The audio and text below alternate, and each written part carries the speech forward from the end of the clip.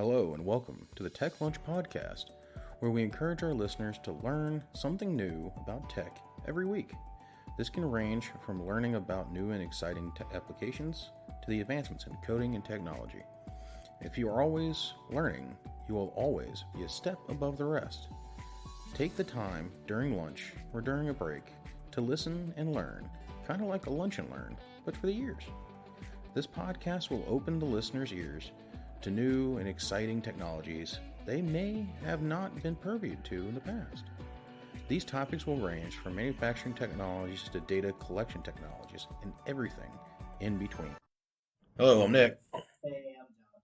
And hey, guess what? As you heard last week, we are coming to Rapid TCT 2023. And guess Wanna go what? back in time then for a second? Well, the thing is that's what they heard last week. Yeah, Guess what? We're here. yeah. We spent our first day.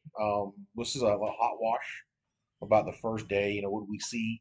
Kind of just like, that, knocked our socks off, put it that way. For this Rapid TCT 2023 event. Um, First and foremost, I'm going to start out with some of the people here at Rapid are some of the nicest individuals you ever meet. Absolutely the nicest. I mean, didn't have a single issue with any of them. No one, kind of, I know it's show floor, mentality, smile and wave to everybody. I get it. Right. See if you can get a lead, you're Right. not trying to market to people, but you do want to get your name out there. You do want to, tell people about your stuff. And today definitely was, we had, press events all day, nonstop. So Exactly. it was, And, the thing is, every time we brought it up the question, and this is what some we're trying to do for y'all, is bring companies onto the podcast to kind of do a kind of like a show and tell, a company showcase, so we can hear from them, and then kind of do some updates from them as we go on. We got some pretty big names coming, that we already know that we're pretty much dead set with them. Um, so that's just going to be absolutely awesome, by the way.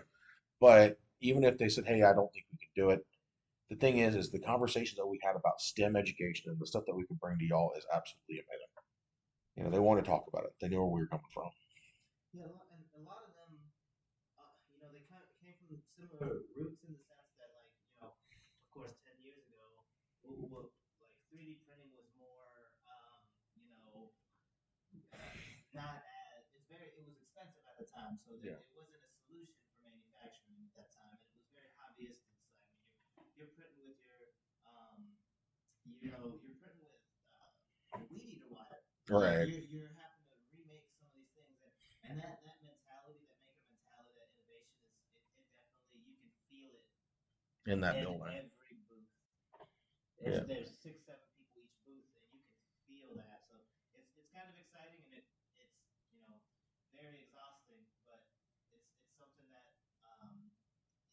the passion is what you want.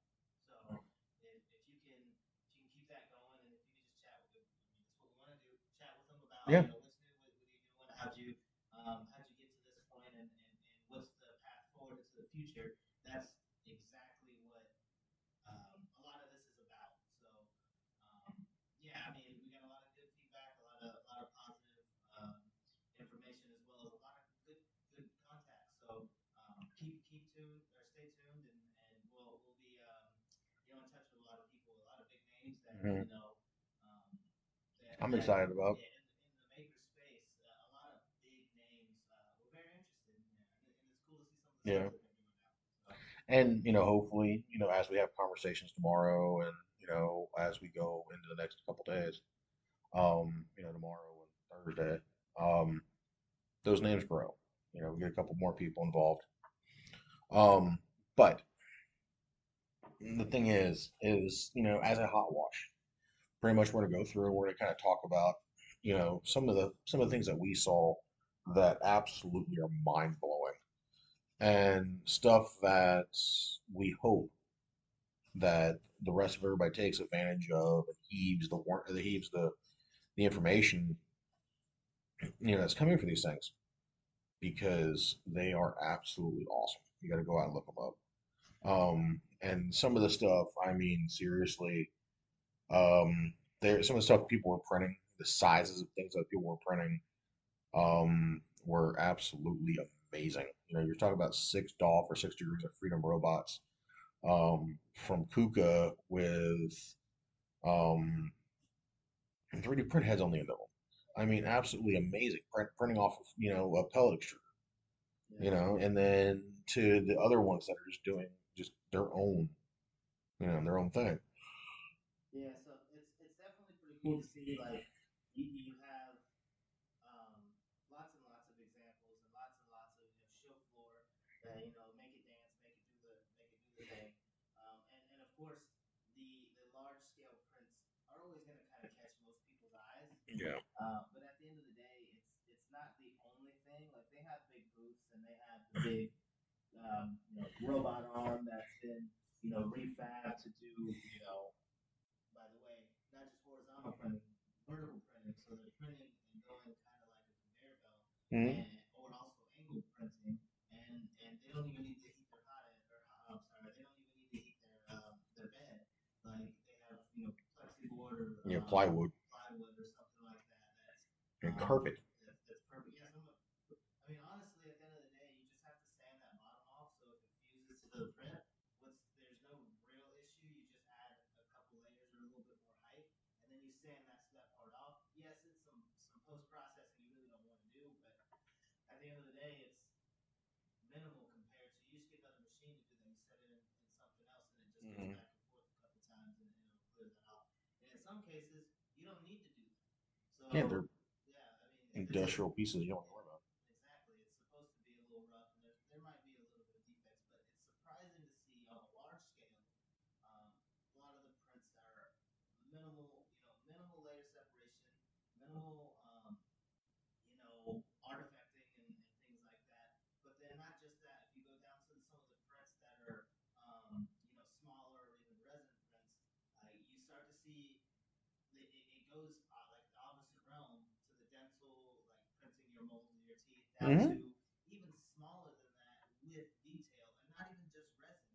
They're printing also metal in, they're measuring in microns, like they're being able to measure bridging in microns.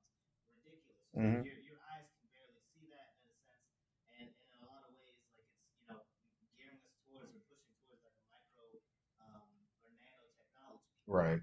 So And even now, speaking of nano, you start talking about like the nanotech space out there that was out there this time. Um, you're talking about gears that are microns tall. yeah, They're actual gear movements. Just print it in.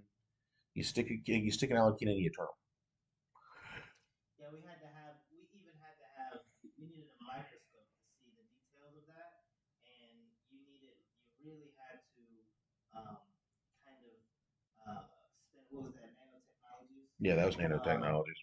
it's crazy to see how precise they can get those things too, as well as like some of the things Markforged is doing. Like they're able to Jeez. print and graft some of your, like if you have skull fracture and you need to replace a part of your skull, they'll Mm. print some of that, and it's I don't want to say it's more durable than your bone, but like I Yeah, bet the you stuff it's gonna. Form Labs is doing, especially in the medical space that they were showing, is absolutely amazing. Yeah, yeah. Form Labs also is something that is I said Mark Forged. Yeah, Mark That's Forge. Form Labs. Mark Forged is the ones that are doing metal printing Right, and exactly. industrial. Yeah. We've seen so much today that it blends together a little bit. Yeah. But so if you had to choose, Oh, jeez. yeah, I'm gonna go straight to this. If you had to choose one of the things that kind of stood out to you the most, um, and kind of you're probably never gonna forget, which company or which product or which idea did you see that you liked? Honestly, it's I'm an industrial robot guy. So first and foremost, that is going to be the route that I take. And for that, I got to look at the LSAM. And the LSAM that we saw out on the floor was the LSAM 5010 From Thermwood? from Thermwood. Um, that thing, they were literally printing the chairs for their booth in real time. That's pretty smart. Literally printing the chairs. Yeah, and they do aeronautical prints. They have ABS with 20% carbon fiber fill. They're printing parts. This is ridiculous. That weigh up to 1,200 pounds. Yeah, they could come off of a forklift. Yeah, you need a forklift to get them off your bed. Absolutely crazy. I mean, honestly, you think about how much it takes to, like, if you were gonna make that part, with conventional means, it's gonna take you weeks. What was it? The It's arrows. more expensive. We saw that they made a jig for the aerospace realm. That jig took 33.95 hours to make. Yeah, and let me just tell you, on my Chiron, I printed a dragon that's just, the Chiron's 300 by 300 by 300 print size. I just sized up a dragon print, articulated dragon, put it on there. It took my Chiron 56 hours, more 2 full days of printing to complete. And that thing, yeah, maybe it came out like what 3 foot longish. Mm-hmm. It was pretty nice. However, they are finishing these prints in much shorter time. It's absolutely ridiculous, and they're so much bigger because they have the 6 stop robot, and they can kind of orientate the print head in a much more comfortable way, and also less movement of the print head as back and forth, left and right, Right. X and Y motion, and it creates those extra. I think they called them X prime, Y prime, angles. So Mhm. it adds a little bit to it. It gives it a little bit more, flexibility for the print head and the KUKA arm to go kind of. Well, not in all cases. By the way, not all of them of the robot arms were KUKA arms. Yeah, we had ABB. They're working on some Fanuc stuff. But the stuff out of Thermwood, is absolutely amazing. That print, they print everything using pellets. And if you can say, hey, guess oh, you need a chair? Come back in 20 minutes. We'll print you one. In this place, they were printing four chairs.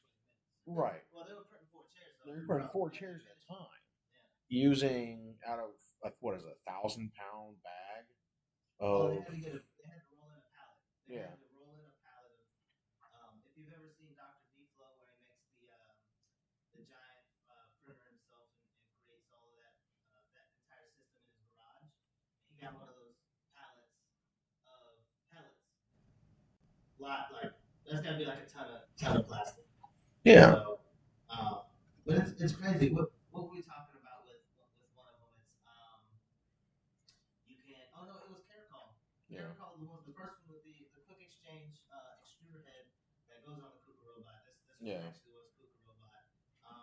We talked about some of the issues like reusability because on the board that he had to lay down a first layer so that the print can lay on that first layer instead of laying just on the piece, and that's just a skirt or not a skirt, a raft, so that you don't have to sand down. You just print with the raft. That's beautiful because that solves the problem I was talking about earlier. Right. You put on a raft and you can, you can reuse that plastic that you have there. You're gonna have to, somehow get it through some sort of recycler system like that, and you can repelletize the supports that you had and reuse that in your system. So Right. it's sustainability, huge. It's game changing. It really is. And honestly, in a lot of current automotive or whatever manufacturing, it doesn't have to be automotive. It could be aeronautical. They have KUKA robots probably or ABB robots. Yeah. And he mentioned he was able to, or they were working on being able to quick exchange on the other robots. Fanuc, ABB. Yeah. So it's something that is maybe right now is a little bit expensive, but in the long run, you're going to get back pretty much your investment in the sustainability of your prints as well. You're going to get it back tenfold. Yeah. And the thing is I don't know about you, but I noticed that today, reusability and sustainability was a big topic. Yeah. Everybody kind of brought up what they're doing to try to roll back on all So I'm going to take that same question. What was your favorite piece that we walked across today? Oh man, I mean honestly, I really like. It's hard not to go for a large format print because just the size of it. Like if it can print me a desk and I can use it's a usable desk, and then print me the chair and it's a usable chair. That's crazy to me. Right. But at the end of the day, some of the things that like what's the company Polyspectra was doing. Yeah. They had a great innovative way to show you hands-on ways to test your resin print and kind of like a wishbone where you pull on both sides and it would break. Of course, one side would get more, they'd be a little bit luckier. But in this sense, it's what if I print that? How much is it going to take to break that? What's the tensile strength? And then comparing theirs to a generic resin, Mhm.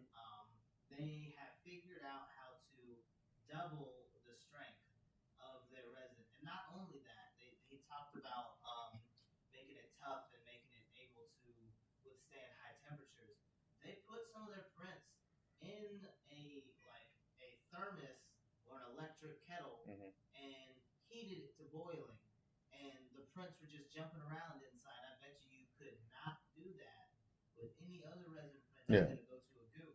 So that was pretty astounding to me because he also talked like they're definitely when you talk to them chemists at heart because they very much so talked about kind of the chemical properties and how they behave with each other and they're good people because they were very down to earth in how they portrayed it. They had the wishbone. They also had the bridge test too. So and in both tests, it was twice as durable and would handle twice as much strain as that resin print. Those are the same models. And the rig was built by another company that was there just having fun.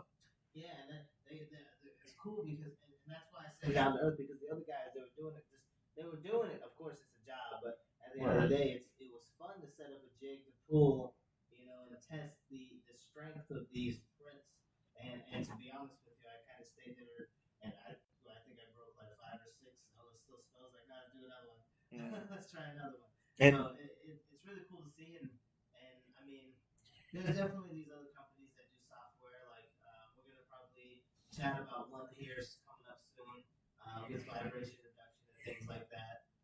We didn't quite see them today, but we definitely have an appointment to see them tomorrow. So we see them at 3:30 tomorrow. Yeah. So it's something that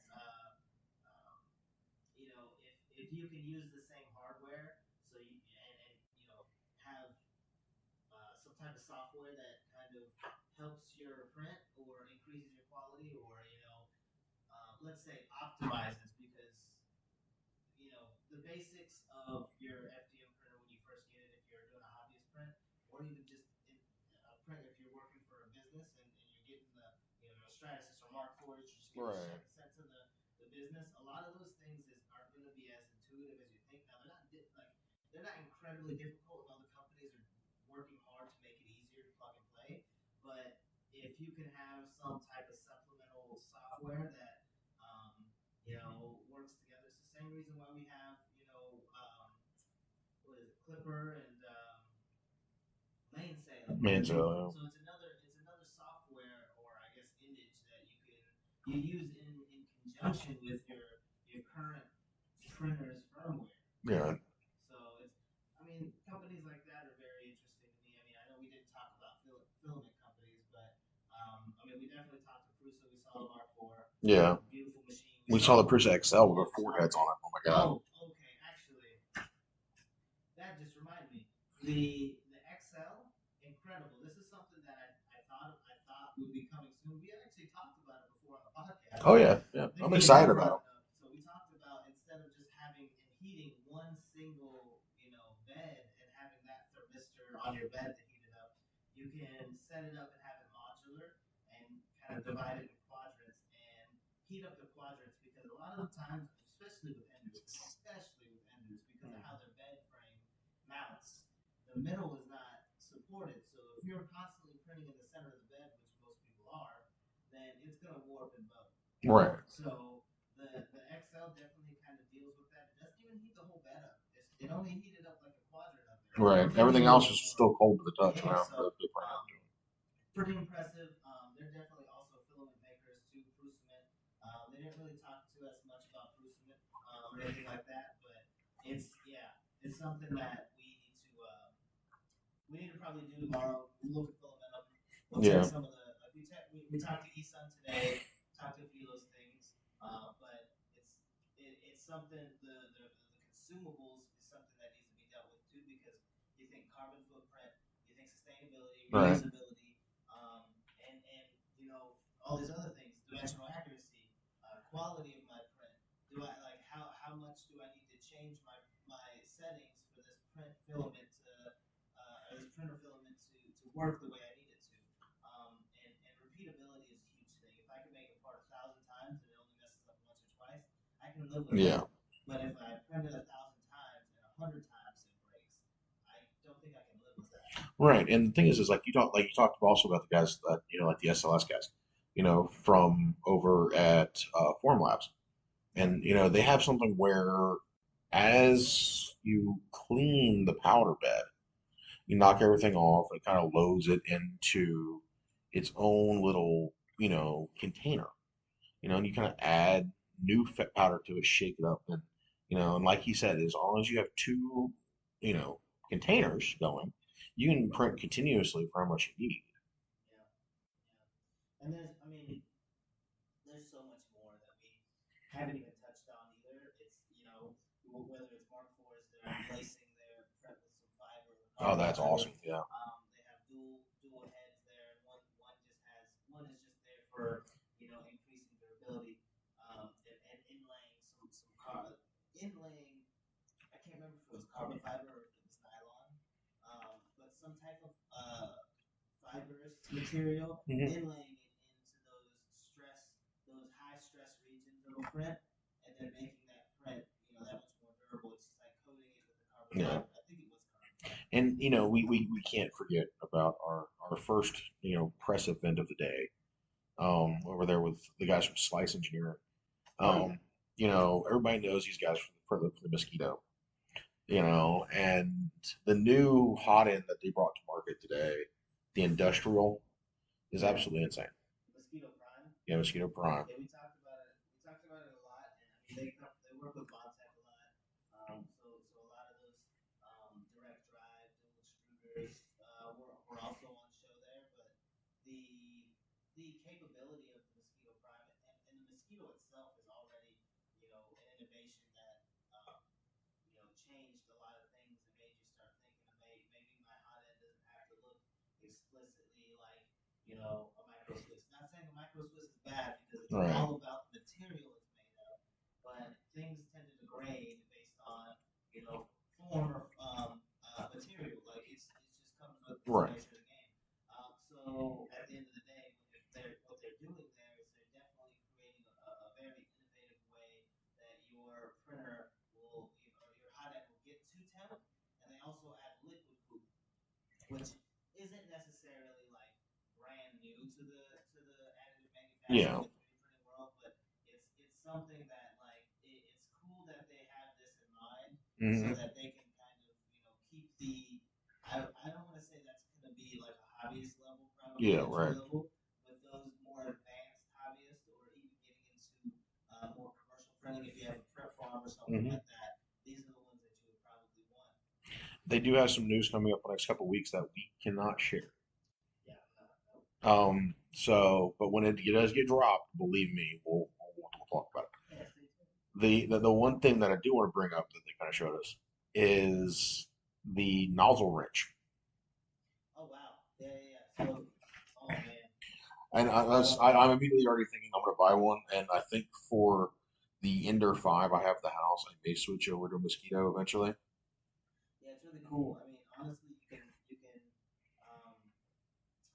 also get a couple pieces like the Bontex work really well with the mosquito line and the copperheads that they have there, but it's something that if you have a stock printer, I mean, you think about it. The printers for the hobbyists is their goal is to drive the price point down so that you can into more homes or get into more people's hands. What comes with that is that you can't just keep the same quality products. So at the end of the day, you have to kind of take, and this is why we replaced the springs first. This is why we Hmm. go from that silicone bed to a PEI spring steel bed. This is why we put a dual gear extruder, or not dual gear extruder, a dual Z. If there's not a dual Z, we're pushing for more quality and durability that wasn't offered in the main build.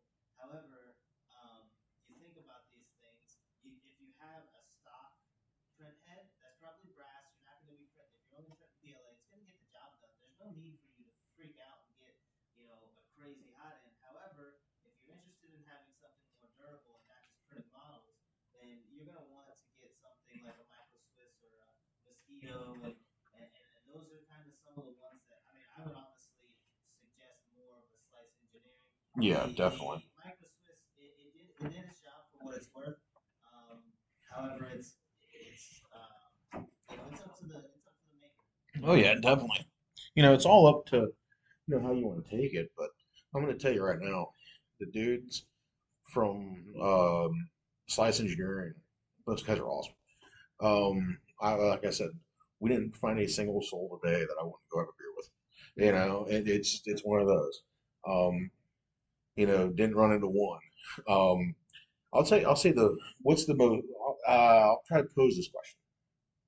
Yeah, The most odd maybe thing you saw, like strange or unexpected. unexpected. I think that might be the better answer. I wouldn't say odd because I think that everybody had valuable contributions to the field. And Yeah, if we don't mention you, if we talk to you today, it's not because we don't like you. It's not because we didn't like what you were showing us. It's not that at all.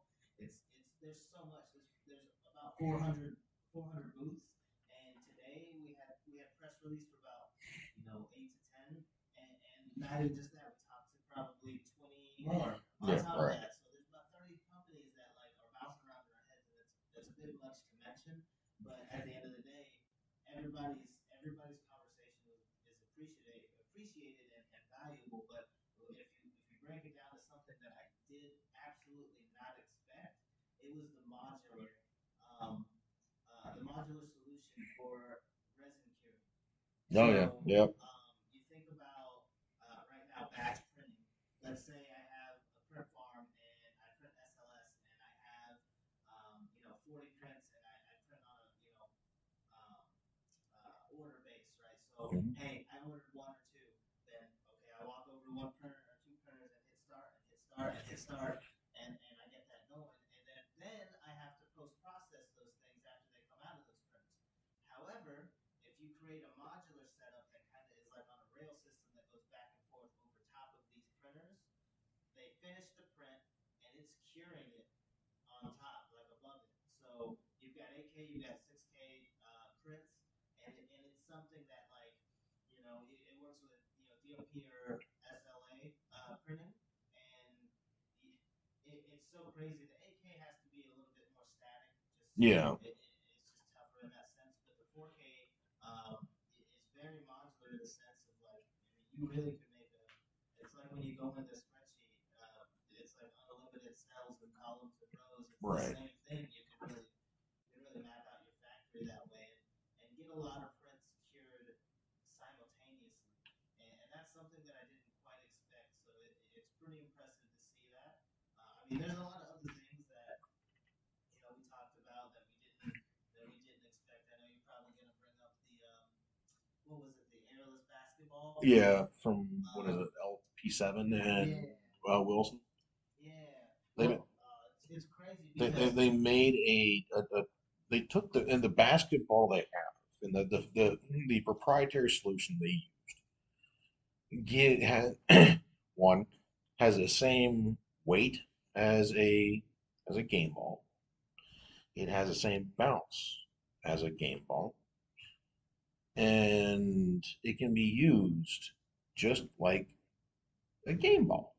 General Lattice. General Lattice, yep. That's These guys are also building software that allows you to go back and kind of look up different filaments and materials that you can go back and look up for the different things you have, like the HP series of burners. yeah. Um, That was kind of something that we just kind of saw in the corner of the eye and we had to go look. Um, that you kind of see the guys 3D printing or printing like lightweight bike seats. Yeah. That type of stuff is actually. I'm never gonna get over the airless basketball. They said it's the same. It's the same weight. Of course, you put it to a certain psi, like you put enough air into a basketball for it to bounce, and that's kind of it's rubber, so Right. everything kind of works that way. This is printed in some like a TPU like I don't want to say composite material. I'm not, but TPU material. Yeah. But it bounced like a basketball. It felt like a basketball. It's absolutely ridiculous. Even with the lines. Yeah. Well, it's probably gonna have to do something about the holes and all that stuff too, because like the basketball might get caught on something. You might want to smooth that out, but it's as easy as putting like an outside layer. Right. Print that and then put something outside of it. But it's an airless basketball for a reason, so I don't know if that's going to quite work. But what did he say? Wilson put some special sauce in it too, so Yeah. they got some stuff they can't really tell us. Right. And that's the thing about this show. It's cool. There's a lot of stuff here that is absolutely amazing. We did see today where it's going to be next year. It will be in what, Anaheim, California, Yeah. next year. So looking forward to that. I usually choose not to go to California on my own will, but we'll make exceptions. Um, but that's just it is what it is. I don't know. Do we have anything else we want to cover for the hot wash? Oh, that company was Visitech. Oh, Visitech, yes. Yep. With the curing that's modular. I mean, And I don't want to go too deep into it. yeah, Because, like we definitely have a lot of stuff that we need to also digest. We yeah, got, you know, pages and pages and pages. So many contacts that we need to kind of reach out to, get some information, set Yeah. up some things, and we don't want to mispromote or misrepresent Right. anybody. So if anything is wrong, please let us know, and we can kind of take care of that as quick as we can. And at the end of the day, we're just thankful to everybody, the event coordinators, SME even wanted to kind of talk to us about. We hopefully sit down up tomorrow, talk to them a little bit. Yeah, I just talking to them about how it was formed, talking to I doubt we'll get with the coordinator, but Yeah, we can talk to her tomorrow, and see if maybe we can set up a time for later in the week, or whenever. But the thing is also I'll say this: a lot of the guys at the show have been talking about moving or creating manufacturing facilities here in the United States, and bringing stuff from being offshore and bringing stuff to being onshore. Yeah. That is, right now, a really good priority. I really think they're doing a good job on that. The companies who are doing that, I applaud you. It's like the guys from Prusa. The guys from Prusa, great guys. They're working to get printers in hands of students. The same thing as the filmmaker guys, the Utilimaker. Yeah. Those guys are leaps and bounds. With their stuff, they got two different printers they're running, and they're also running through the cloud system. However, that's here nor there. We won't get into the security of said clouds, but some people don't like their printers being attached to the cloud. Yeah. All security isn't made the same. Right, exactly. Different types of encryption. But I think that'll bring us to the end for this week. We just want to do something quick. Just want to say thank you to everybody. Without y'all, we wouldn't be here. Without y'all, we wouldn't really be, doing a whole lot of things, or wanting to do a whole lot of things. So, as I look at everything, if you're new here, if you're new here, welcome. We'd love to have you stick around, hopefully for the long haul. But if you've been here a while, thank you. Hopefully y'all get some good information out of this trip, like we are, and talk to you later. Yeah, just again, thank everybody. Very appreciative to everyone about all the content that they put out there, all the hard work that they put in to kind of get their booth set up, to kind of get the information out and everything printed and perfect for all of the attendees to see and things really kind of heartwarming to see a lot of that because it bodes well for the future of additive manufacturing. And I think somebody was talking about it today. Is you can definitely see the trend of additive manufacturing based on this convention. So this convention will tell us kind of where a lot of people's heads are, and this shows me that there's so many different branches now that it's just going to keep growing into much larger industry. So stay tuned, guys. We definitely have a lot more to talk about, a lot more to kind of digest and kind of bring to you guys, and definitely plan on bringing a lot more company spotlights and kind of chatting with a lot of them about what's new, how they got to their point, and what their inspiration was. So once again, we appreciate everybody. Thanks for listening, and Y'all have a good one. Thank you for listening to the Tech at Lunch podcast, where we hope you learned something about tech during your break or during your lunchtime. If you did, please give us a follow to prevent missing future episodes. If you have any ideas or something you want to hear or learn about, please send us a show idea to podcast@vulcanara.com. Hope you have a good rest of the day and continue learning.